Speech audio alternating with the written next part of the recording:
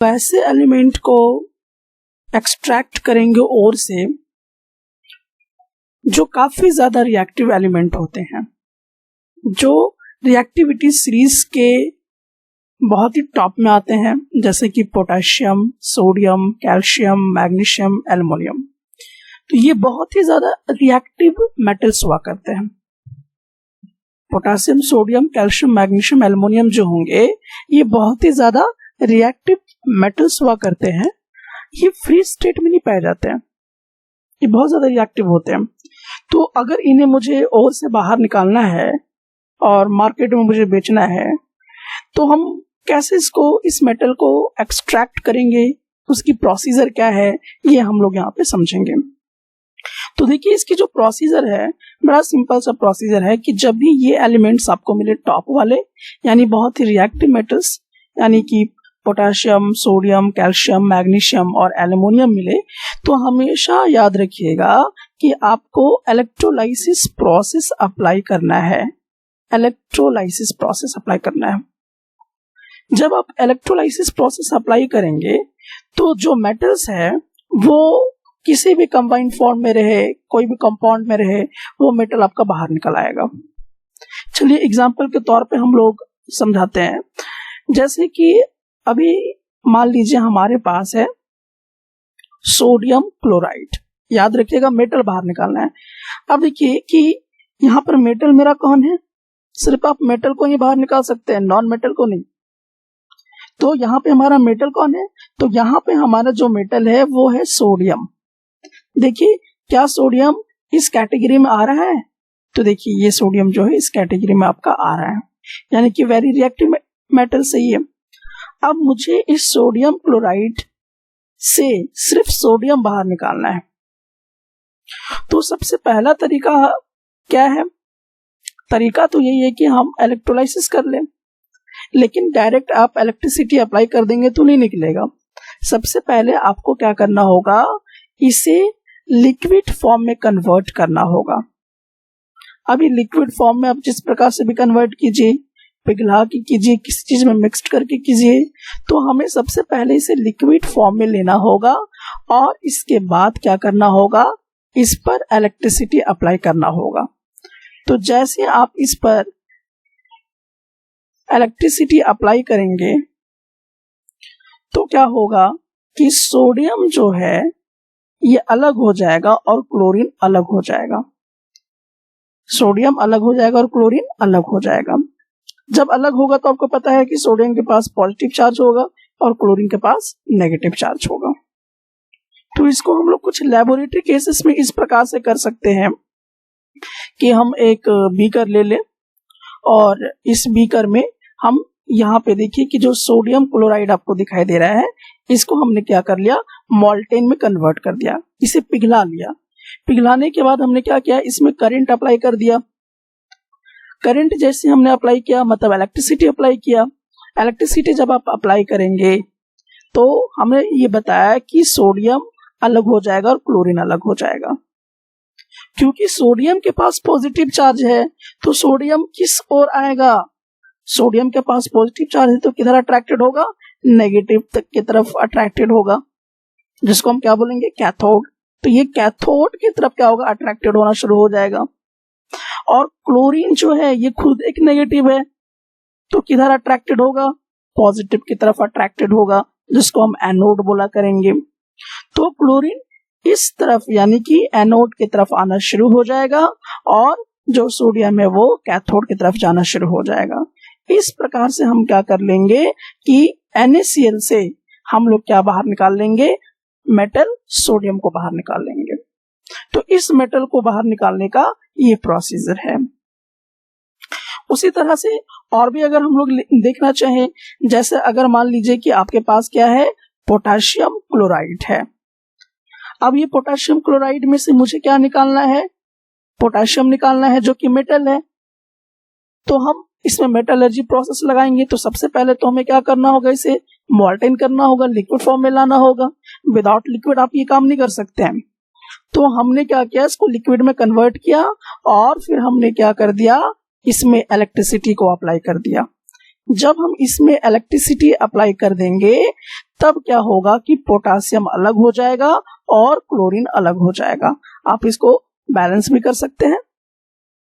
सो potassium के पास positive charge होगा और क्लोरीन के पास नेगेटिव चार्ज हुआ करेगा। तो इस प्रकार से हमने क्या निकाल लिया, मेटल पोटेशियम को बाहर निकाल लिया। चलिए थोड़ा सा आप देख लें, अगर आपको निकालना है मैग्नीशियम क्लोराइड, मैंने आपको दे दिया। अब मैं बोलूं कि आप मैग्नीशियम निकालिए, तो कैसे निकालिएगा? तो आपको पता है कि ये जो मैग्नीशियम है वेरी रिएक्टिव मेटल्स के अंदर आ रहा है, और ये जब वेरी रिएक्टिव मेटल्स के अंदर आ रहा है तो ये कंफर्म है कि इसे निकालना बड़ा आसान है। हमें पहले इसे क्या करना होगा, लिक्विड में कन्वर्ट करना होगा। लिक्विड में कन्वर्ट कैसे करेंगे, मॉल्टन करके पिघला देंगे या किसी चीज में मिला देंगे। उसके बाद क्या करना होगा, आपको इलेक्ट्रिसिटी अप्लाई करवाना होगा। आप इसको इलेक्ट्रिसिटी दे दीजिए, और जैसे देंगे तो क्या होगा कि मैग्नीशियम अलग हो जाएगा और क्लोरीन अलग हो जाएगा। बैलेंस तो करना आपको आता ही है, तो आप इसे बैलेंस स्वयं से भी कर सकते हैं। तो यहाँ पर हमने क्या देखा कि जो मेटल मैग्नीशियम है हमने उसे कैसे बाहर निकाला, कैसे एक्सट्रैक्ट कर लिया, क्योंकि हमारे लिए ये मेटल ज्यादा जरूरी है। तो जो भी रिएक्टिव मेटल्स होंगे उसे हम लोग इलेक्ट्रिसिटी मतलब इलेक्ट्रोलाइसिस प्रोसेस अप्लाई करके उस मेटल को हम बाहर निकाल सकते हैं। तो आई थिंक आपको ये चीज याद रहेंगी, ये चीज आपको समझ में आ गई होंगी। अब हमें वैसे एलिमेंट को बाहर निकालना है, वैसे एलिमेंट को, वैसे मेटल्स को एक्सट्रैक्ट करना है जो एक्टिविटी सीरीज के मिडल पर हैं। तो वो कौन कौन से हैं, चलिए पहले उसका हम जायजा ले लें। तो देखिए Zn, Fe, lead, copper, mercury, ये जो आपको मेटल्स दिखाई दे रहे हैं, ये सारे मेटल्स जो है आपके ये मिडल कैटेगरी में आते हैं। और इसे अगर हमें बाहर निकालना है, एक्सट्रैक्ट करना है, तो इसका जो सिंपल तरीका होता है वो ये होता है कि आप इसको कार्बन के जरिए रिडक्शन कराएं। और ज्यादातर जितने भी मिडल में जो आपके एलिमेंट्स हैं, जो मेटल्स हैं, वो ज्यादातर या तो सल्फाइड्स फॉर्म में पाए जाएंगे, या तो ऑक्साइड्स फॉर्म में पाए जाएंगे, या तो कार्बोनेट ओर्स में पाए जाएंगे। सल्फाइड ओर में पाया जा रहा है, ये हम कैसे समझें, उसमें सल्फर होगा। जैसे कि एग्जाम्पल के तौर पे आपको समझाता हूं, अगर मान लीजिए कि मेरे पास ZnS है, तो देखिए मुझे इसमें से क्या निकालना है, Zn निकालना है, क्योंकि Zn जो है एक मेटल है। अब इसमें क्या जुड़ा हुआ है, सल्फर, तो ये किस टाइप का ओर हो गया, सल्फाइड्स ओर हो गया हमारा ये।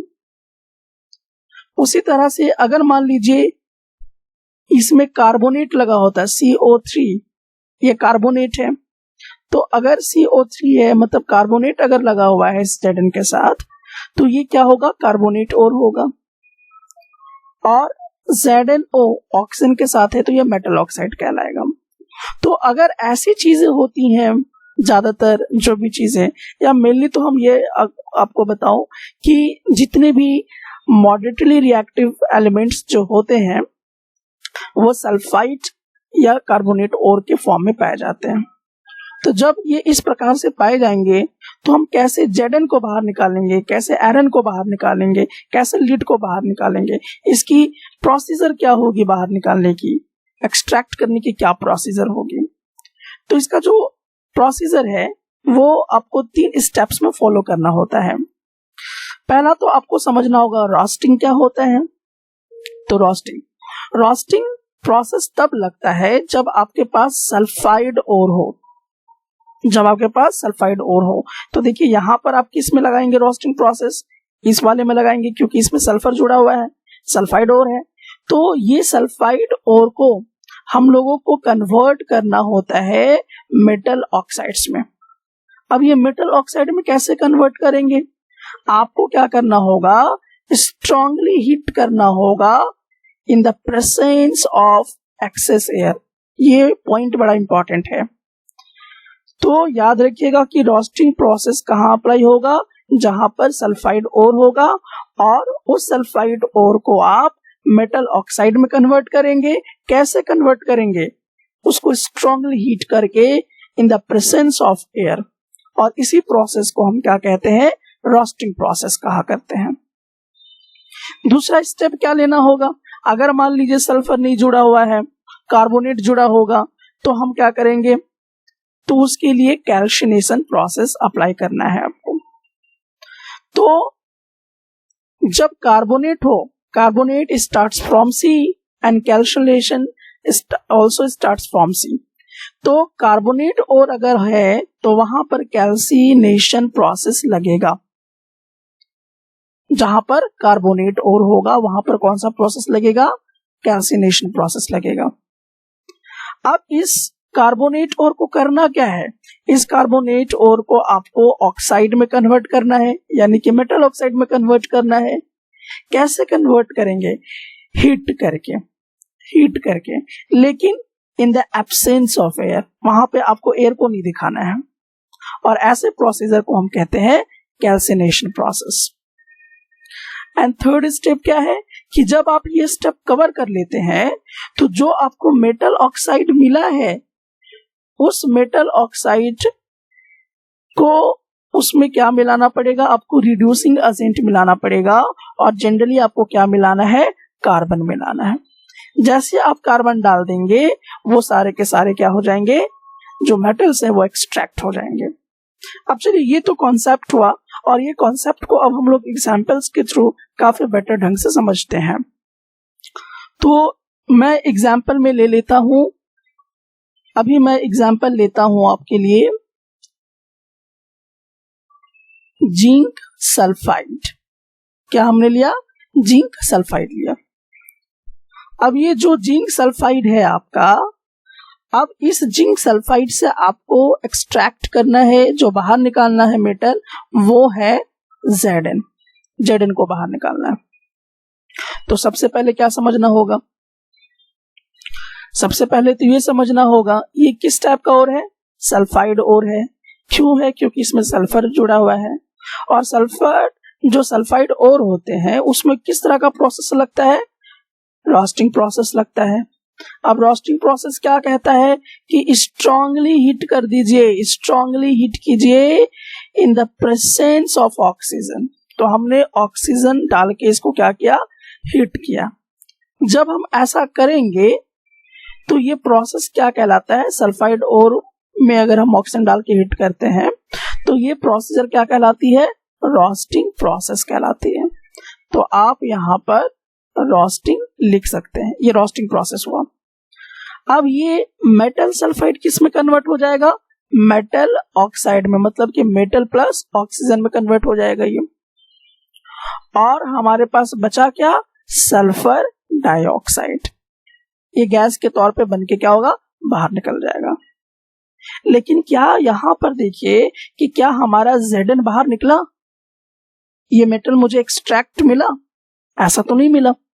तो अब मुझे इसको निकालना है। तो मैंने बताया था कि सल्फाइड और है तो रोस्टिंग प्रोसेस लगा दो, कार्बोनेट और है तो कैल्सिनेशन प्रोसेस लगा लो।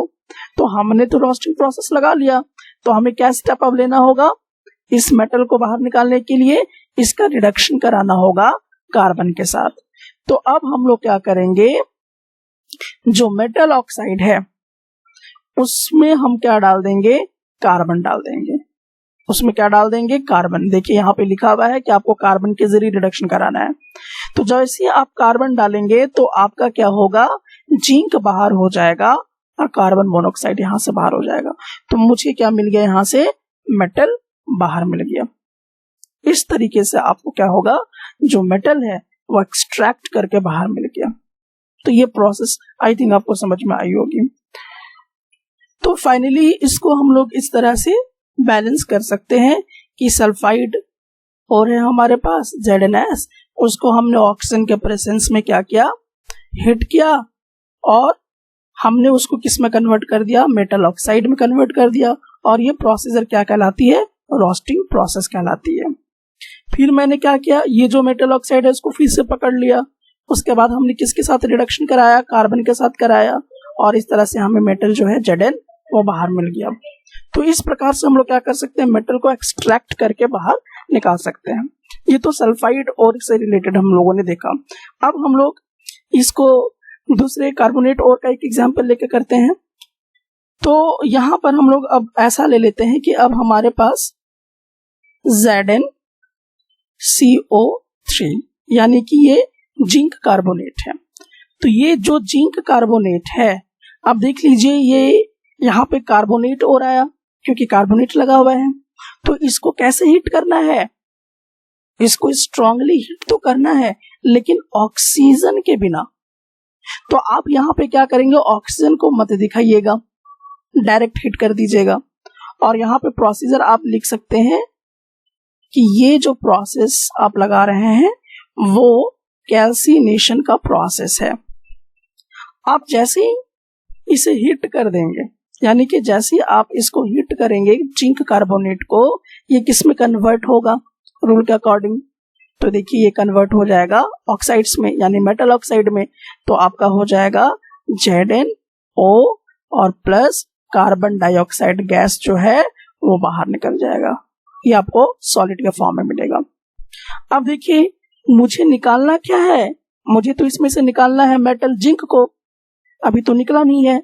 तो आपको पता है कि जब ये स्टेप फॉलो कर लेगा, जब वो कैल्सिनेशन या रोस्टिंग प्रोसेस फॉलो कर लेगा, तो मुझे रिडक्शन किसके साथ कराना है, कार्बन के साथ कराना है। तो हमने क्या कर लिया, फिर से इस मेटल ऑक्साइड को पकड़ा और इसका रिडक्शन हमने कार्बन के साथ कर दिया। जैसे हम कार्बन डालेंगे यहां से मेटल यानी कि जिंक जो है वो बाहर हो जाएगा और इस प्रकार से मैंने क्या कर लिया, मेटल को एक्सट्रैक्ट कर लिया। तो अगर मॉडरेट रिएक्टिव के अंदर ये सब आ रहे हैं तो आपको कार्बन के साथ रिड्यूस्ड करा के क्या करना पड़ रहा है, मेटल को बाहर एक्सट्रैक्ट कराना पड़ रहा है। तो फाइनली हम इसको इस तरह से बैलेंस करके लिख सकते हैं। तो हम लोगों ने क्या किया, इस प्रकार से जो कार्बोनेट और था जिंक कार्बोनेट, उसको हमने हीट तो किया स्ट्रांगली लेकिन in the absence of air, और वो मेटल ऑक्साइड में कन्वर्ट हो गया। फिर उस मेटल ऑक्साइड को हमने पकड़ा, कार्बन के साथ रिडक्शन कराया, फिर हमारा मेटल बाहर निकल आया। तो इस प्रकार से जो मिडल में होते हैं एम मेटल, जो एक्टिविटी सीरीज के मिडल में होते हैं, उसको हम लोग इस प्रकार से कार्बन के साथ रिडक्शन करवा के बाहर निकालते हैं। हाँ, लेकिन इससे पहले आपको देखना है कि रोस्टिंग प्रोसेस लग रहा है या कैल्सिनेशन प्रोसेस लग रहा है।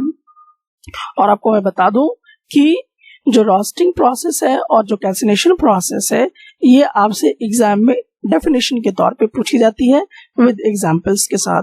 तो आप इसको अच्छे से एक बार जरूर ध्यान दें, इसके डेफिनेशन को अच्छे से क्लियर से समझें और इसके एग्जाम्पल को अच्छे से समझें।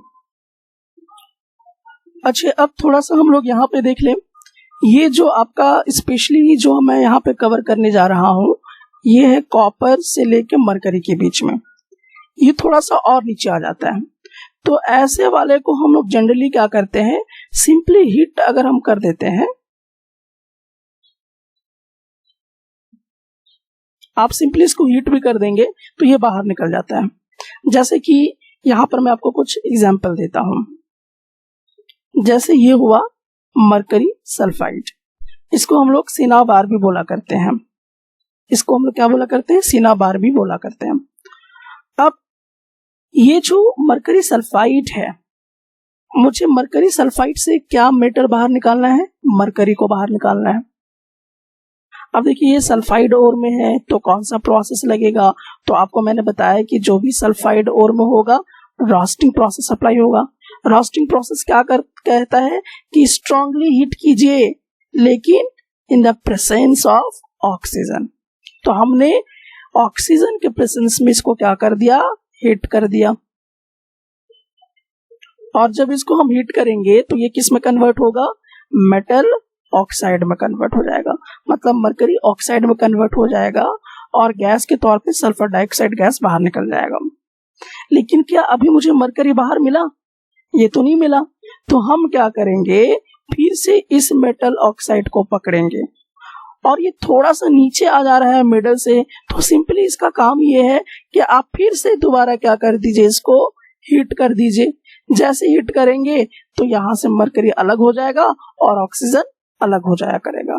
तो इस प्रकार से हमारा जो मेटल मरकरी है वो बाहर निकल जाया करेगा।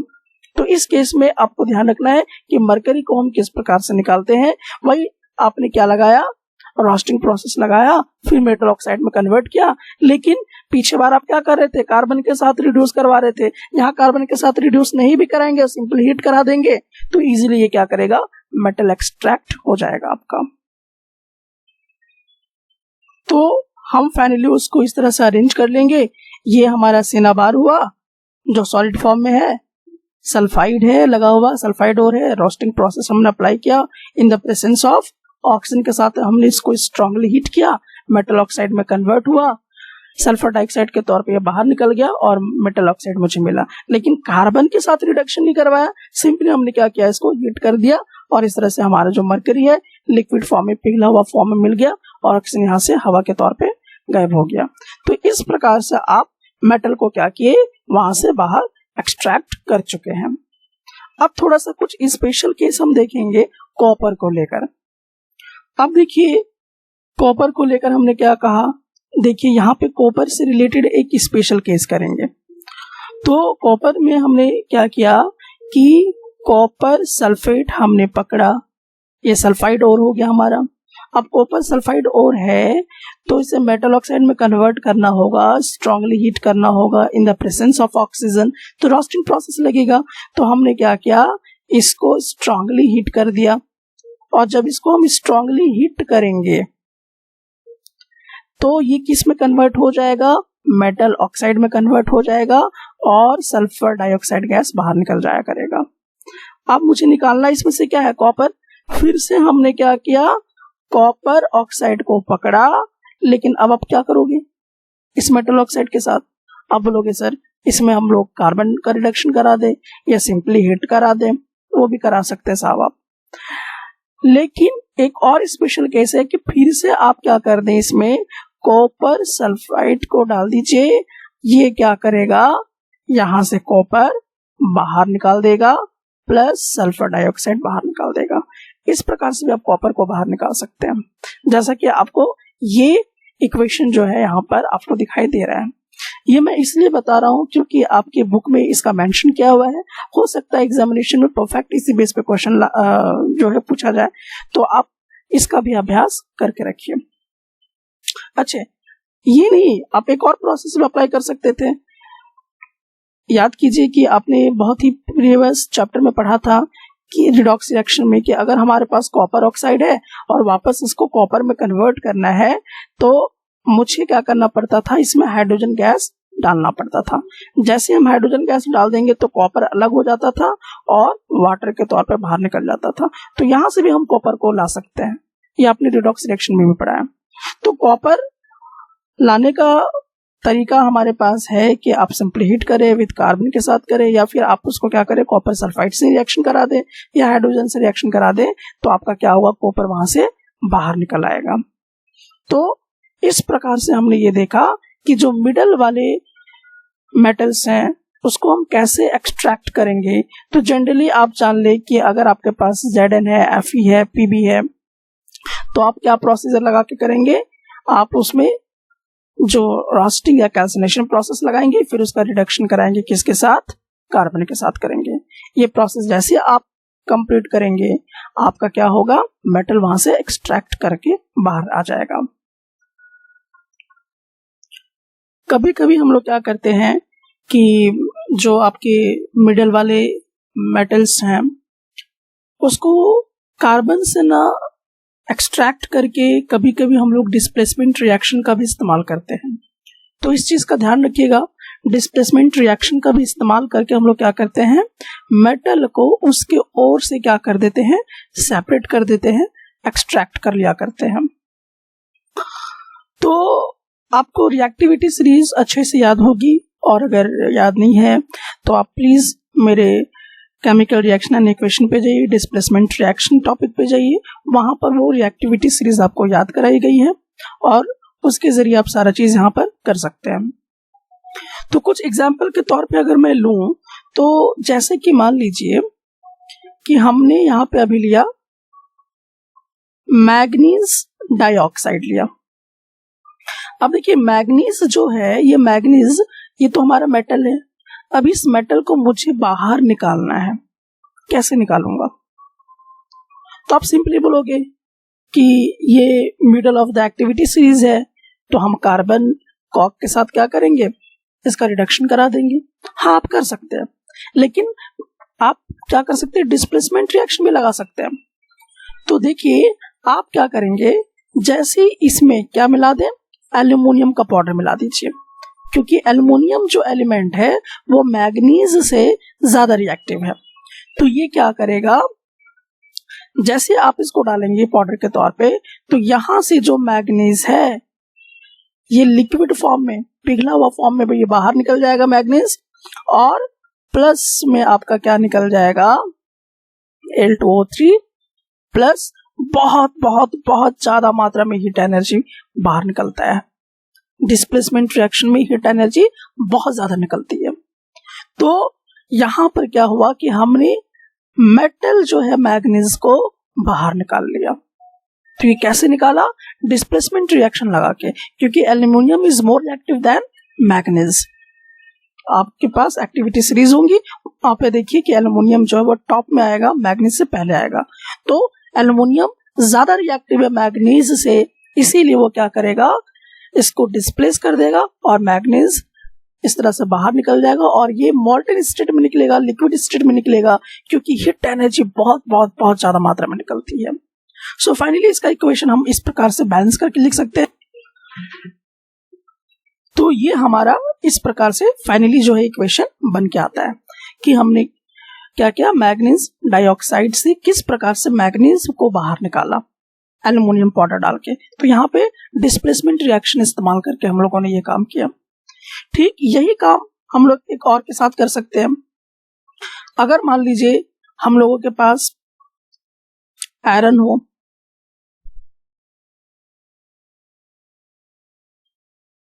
अब देखिए ये है, अब मुझे आयरन को बाहर निकालना है, इस मेटल को एक्सट्रैक्ट करना है बाहर। तो क्या करेंगे आप, एल्यूमिनियम का पाउडर डाल दीजिए। जैसे एल्यूमिनियम का पाउडर डालेंगे, aluminium is more reactive than the iron. Remember the point, aluminium is more reactive than the iron. तो एल्यूमिनियम क्या करेगा, आयरन को डिस्प्लेस कर देगा। तो ये क्या करेगा, आयरन को यहां से डिस्प्लेस कर देगा, और आयरन जो होगा वो पिघला हुआ फॉर्म में मिलेगा, लिक्विड फॉर्म में मिलेगा, क्योंकि बहुत बहुत बहुत ज्यादा मात्रा में हीट बाहर निकलती है, तो ये पिघल जाया करता है। और प्लस में मुझे क्या मिल जाएगा, मुझे मिल जाएगा Al2O3 प्लस बहुत बहुत मात्रा में मुझे क्या मिलने वाला है, हीट एनर्जी मिलने वाला है। ये बहुत ज्यादा मात्रा में आपको मिलती है। तो इस प्रकार से हमने क्या किया, डिस्प्लेसमेंट रिएक्शन लगा के भी हमने क्या किया, मेटल को बाहर एक्सट्रैक्ट कर लिया। तो कार्बन कॉक के साथ कभी कभी इस्तेमाल ना करके हम क्या कर सकते हैं, डिस्प्लेसमेंट रिएक्शन का भी कॉन्सेप्ट और लॉजिक लगा के क्या कर सकते हैं, बाहर निकाल सकते हैं, किसी भी मेटल को एक्सट्रैक्ट कर सकते हैं। तो ये भी एक प्रोसीजर हमारे पास हुआ करती है। अब इसको हम लोग टोटली फाइनली बैलेंस करके देखते हैं। तो जब हम इसे बैलेंस कर देंगे तो हमारा कुछ इस प्रकार से आ जाएगा। तो आयरन ऑक्साइड को हमने एल्यूमिनियम पाउडर डाल के आयरन को यहां से बाहर निकाल लिया, और इस तरह से हमने मेटल को बाहर निकाला। लेकिन इस डिस्प्लेसमेंट रिएक्शन में होता क्या है कि हीट एनर्जी बहुत ज्यादा मात्रा में निकलती है, इसीलिए ये जो आयरन है, ये जो मैग्नीज है, वो पिघला हुआ स्टेट में हमें मिलता है, लिक्विड स्टेट में मिला करता है।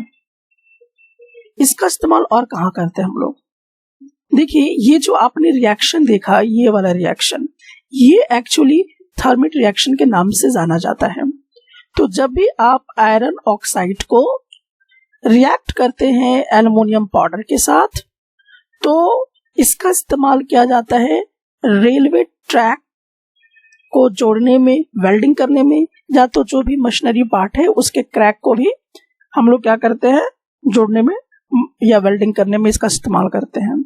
तो ये जो रिएक्शन है, ये जो रिएक्शन है आयरन ऑक्साइड का और एल्युमिनियम पाउडर का, इस रिएक्शन को ही हम लोग क्या बोला करते हैं, थर्मिट रिएक्शन बोला करते हैं, थर्मिट रिएक्शन बोला करते हैं। और इसका इस्तेमाल कहाँ करते हैं, जो हमारा रेलवे ट्रैक है, रेलवे ट्रैक को जो टूट जाता है या क्रैक आ जाता है तो उसको वेल्डिंग करने के काम में हम इसका क्या करते हैं, इस्तेमाल क्या करते हैं। और इस प्रोसीजर में क्या होता है, बहुत ज्यादा हीट एनर्जी जो है वो बाहर निकला करती हैं।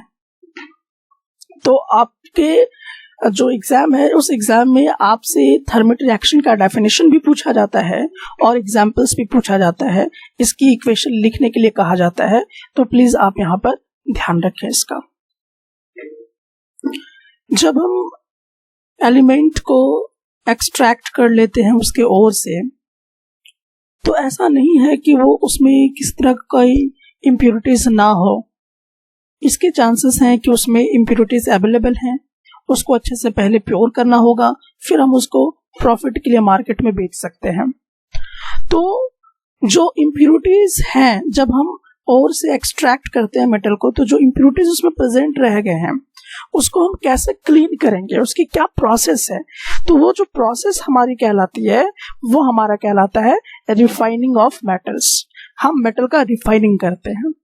तो हम मेटल का रिफाइनिंग कैसे करेंगे, तो हम मेटल का जो रिफाइनिंग करते हैं वो एक्चुअली इलेक्ट्रोलाइसिस प्रोसेस की मदद से करते हैं। तो बहुत सारे ऐसे हमारे पास मेटल्स हैं, जैसे कि जिंक है, टीन है, निकल है, सिल्वर है, गोल्ड है। इसको हमें क्या करना होता है, इलेक्ट्रिसिटी में डाल के रिफाइन करवाना पड़ता है, ताकि इसमें अगर थोड़ा मोड़ा जो भी इम्प्योरिटीज है उसको हम क्या कर सकें, साफ करके बाहर निकाल सकें। अब सवाल ये आता है कि जो इलेक्ट्रोलाइटिकल रिफाइनिंग मेथड है उसको हम कैसे कैसे अप्लाई करें, क्या उसकी प्रोसीजर है, कैसे हम समझेंगे कि हम रिफाइनिंग किसी भी मेटल का कैसे कर सकते हैं, उसके लिए क्या रूल्स हैं। तो चलिए हम लोग उस रूल्स को कुछ एग्जांपल्स के मदद से समझते हैं। तो यहाँ पर हम लोग को जैसा कि दिखाई दे रहा है कि हम लोगों को कॉपर जो है वो बाहर निकालना है। मान लीजिए कि हमने कॉपर जो है रिफाइन करके निकालना है, ठीक है, क्योंकि हमने ओर से कॉपर को बाहर निकाल लिया। तो जब आप ओर से कॉपर मेटल को एक्सट्रैक्ट करते हैं तो उसमें किसी न किसी तरह का क्या है, इम्प्योरिटीज अभी भी अवेलेबल है, अभी भी मौजूद है। तो उसको जो इम्प्योरिटीज है उसको बाहर निकालने के लिए हमें क्या करना पड़ेगा, उसमें इलेक्ट्रिसिटी क्या करना पड़ेगा, अप्लाई करना पड़ेगा, इलेक्ट्रोलाइटिंग करना पड़ेगा। तो इलेक्ट्रोलाइटिंग रिफाइनिंग करने के क्या क्या प्रोसीजर हैं, चलिए सबसे पहले हम लोग उस प्रोसीजर को अप्लाई करते हैं। तो अभी हम लोग यहाँ पर जो एग्जांपल लिए हैं वो जनरली कॉपर को लिए हैं कि कॉपर को हम कैसे रिफाइन करेंगे। तो जो हमारा पहला मेथड्स है वो ये है कि आप सबसे पहले क्या करें कि जो इम्प्योर मेटल है उसको आप एनोड की तरफ जोड़ दें। जो इम्प्योर मेटल है उसको हम क्या करेंगे, एनोड में कनेक्ट करना है। तो जैसा कि हमने यहाँ पे कॉपर लिया हुआ है और ये कॉपर हमने एक्सट्रैक्ट किया और से, और ये पूरी तरह से प्योर अभी नहीं है। तो ये जो इम्प्योर मेटल है इसको हमने क्या किया, बैटरी के एनोड से कनेक्ट कर दिया। यानी कि पॉजिटिव चार्ज की तरफ आपको कनेक्ट करना है किसको, जो आपका एसिडिफाइड कॉपर है, यानी कि जो आपका इम्प्योर मेटल है उसको हमें बैटरी के पॉजिटिव की तरफ से कनेक्ट करना है। तो हमारा क्या कहलाएगा, एनोड कहलाएगा। अच्छा, एक प्रोसीजर तो हो गया। अब क्या करना है, अब उसकी जो सेकंड मेथड होती है वो ये हुआ करेगी कि जो आपका प्योर मेटल आपको लेना है, प्योर मेटल लेना है, उसी का प्योर मेटल लेना है और उसको आपको क्या करना है, कैथोड की तरफ कनेक्ट करना है। तो देखिए एक हमारे पास क्या है कि प्योर कॉपर का एक मेटल हमने लिया। कॉपर एक ऐसा जो इम्प्योर है और एक ऐसा कॉपर जो प्योर है। वो प्योर जो हमारा मेटल है कॉपर का, उसको हमें किधर जोड़ना है, कैथोड की तरफ, यानी कि नेगेटिव चार्ज की तरफ हमने यहाँ पे जोड़ लिया। तो हमने क्या किया, कैथोड में एक प्योर मेटल कॉपर का लगा दिया। अब क्या करना पड़ेगा, अब हमें क्या करना पड़ेगा कि इसमें इलेक्ट्रोलाइट बनाना पड़ेगा। आपको क्या बनाना पड़ेगा, इलेक्ट्रोलाइट बनाना पड़ेगा ताकि वो कंडक्ट कर सके। तो इलेक्ट्रोलाइट कैसे बनाएंगे, तो जो मेटल आपने डाला है, जो मेटल डाला है उसी मेटल सॉल्ट का एक सॉल्यूशन बनाना पड़ेगा। तो देखिए हमने इसमें कौन सा मेटल डाला है, तो हमने तो इसमें क्या डाला था, कॉपर डाला हुआ है। तो इसी सॉल्ट का एक सॉल्यूशन बनाना होगा, दैट इज हमें क्या डालना होगा, इसके अंदर एक कॉपर सल्फेट सॉल्यूशन डालना होगा। देखिए यहाँ पे कॉपर सल्फेट सॉल्यूशन हमने डाल दिया। ये जो यहाँ पे ब्लू कलर का आपको दिखाई दे रहा है, ये एसिडिफाइड कॉपर सल्फेट सॉल्यूशन है।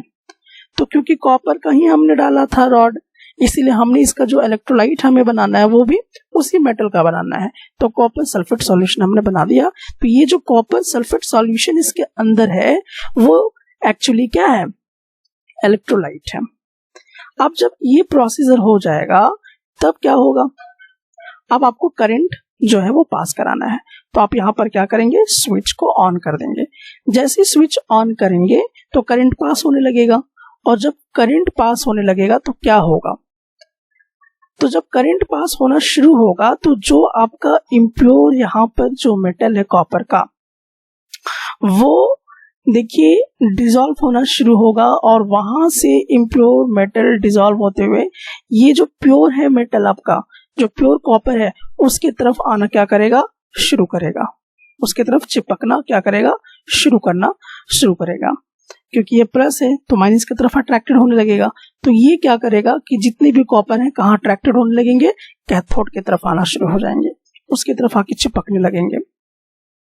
और उसके बाद क्या होगा कि जो आपका इम्प्योरिटीज है, जो इम्प्योरिटीज होगा, जैसे कि यहाँ पे बहुत सारे इम्प्योरिटीज आपको दिखाई दे रहे हैं, वो आपका क्या करेगा, ये जो इलेक्ट्रोलाइट है उसमें क्या हो जाएगा, वो उसके अंदर जाना शुरू करेगा। तो देखिए यहाँ पर आप देख सकते हैं कि जो इम्प्योरिटीज है वो जमा होने लगा, और ये जो इम्प्योरिटीज है, जो इंसॉल्युबल इम्प्योरिटीज है, जो कि आपका एनोड के ठीक नीचे यहाँ पर जमा होता जा रहा है, इसी का नाम होता है एनोड मड। इसको क्या बोलते हैं, एनोड मड बोला करते हैं। तो इस प्रकार से क्या होगा कि धीरे धीरे सारा कॉपर इसमें आ जाएगा, और ये धीरे धीरे गलता जाएगा, और फिर जब ये पूरी तरह से कॉपर रेडी होगा तो यहाँ से हम क्या करेंगे, बाहर निकाल लेंगे, और फिर हम मार्केट में जाके इसे बेच सकते हैं अपने प्रॉफिट के हिसाब से। तो रिफाइनिंग करना जरूरी क्यों है, ये बात आपको समझ में आ गई होगी, क्योंकि मेटल जो होते हैं वो प्योर नहीं हुआ करते, उसमें कुछ ना कुछ इम्प्योरिटीज हुआ करती हैं, और उसको प्योर करने के लिए हमें क्या करना पड़ता है, रिफाइनिंग करना पड़ता है इलेक्ट्रिसिटी की मदद से। तो ये बात अच्छे से दिमाग में रखिएगा, इम्प्योर मेटल को कहाँ लेना है, एनोड के तौर पे लेना है, प्योर मेटल को किस में लेना है, कैथोड में लेना है, किस टाइप का इलेक्ट्रोलाइट आपको मिलाना है, तो जो मेटल सॉल्ट होगा उसी का सॉल्यूशन बनाना होगा, फिर करंट आपको लगाना होगा। उस तरह से ये पूरी सीरीज जो आपको अच्छे से याद रहनी चाहिए, ताकि आपके एग्जाम में इससे रिलेटेड सवाल पूछे जाते हैं तो आप बेझिझक इसका सवाल का जवाब आप दे सकें। तो आप इस चीज को अच्छे से पॉइंट वाइज समझ ले कि मुझे इम्प्योर मेटल कहाँ लगाना है, प्योर मेटल कहाँ लगाना है, फिर कहाँ से वो जो है आपका इम्प्योरिटी जो जमा होगा एनोड के पास, उसे एनोड मड कहते हैं। ये तमाम पॉइंट्स आप एक बार दिमाग में अच्छे से बैठा लें। तो फाइनली हम इसको रिवाइज करते हैं, और फाइनली हमने देखा कि जो भी आपके पास ओर है, वो ओर को हमें देखना है कि किस किस कैटेगरी में पाया जा रहा है। अगर वो मेटल हाईली रिएक्टिव है तो इलेक्ट्रोलाइसिस प्रोसेस करके आप उसे प्योर मेटल में कन्वर्ट कर सकते हैं, वहां से मेटल को आप एक्सट्रैक्ट कर सकते हैं। अगर वो मेटल मीडियम रिएक्टिविटी के अंदर आ रहा है तो जनरली वो कार्बोनेट ओर के फॉर्म में होगा या सल्फाइड ओर के फॉर्म में होगा। तो अगर कार्बोनेट ओर है तो उसमें कैल्सिनेशन प्रोसेस लगती है, और सल्फाइड ओर है तो रोस्टिंग प्रोसेस लगती है, और ये दोनों प्रोसेस लगा के उस मेटल ओर को, यानी कि जो सल्फाइड में है या जो कार्बोनेट ओर में है, वो किस में कन्वर्ट हो जाएगा, मेटल ऑक्साइड में कन्वर्ट हो जाएगा। फिर उसका हम क्या करेंगे, रिडक्शन कराएंगे मेटल का कार्बन के साथ। कहीं कहीं पे हमने क्या किया था, डिस्प्लेसमेंट रिएक्शन का भी इस्तेमाल किया था। उसके बाद उसको हम क्या करेंगे, प्यूरिफिकेशन क्या करेंगे। कैसे प्यूरिफिकेशन करेंगे मैंने आपको बताया था। अच्छा, दूसरी बात, अगर लो रिएक्टिविटी जैसे कि मरकरी और हमने कॉपर को लिया था, अगर वो सल्फाइड ओर में है तो रोस्टिंग प्रोसेस लगा दीजिए, फिर वो मेटल में कन्वर्ट होगा, देन फिर हम उसको क्या करेंगे, मेटल रिफाइनिंग करके बाहर निकाल देंगे। तो ये जो प्रोसीजर है ये ओवरऑल ये समझाता है कि किस तरह से हम मेटल को एक्सट्रैक्ट करेंगे और उसको हम प्यूरिफिकेशन भी कैसे करेंगे, उसका रिफाइनिंग हम किस प्रकार से क्या करेंगे।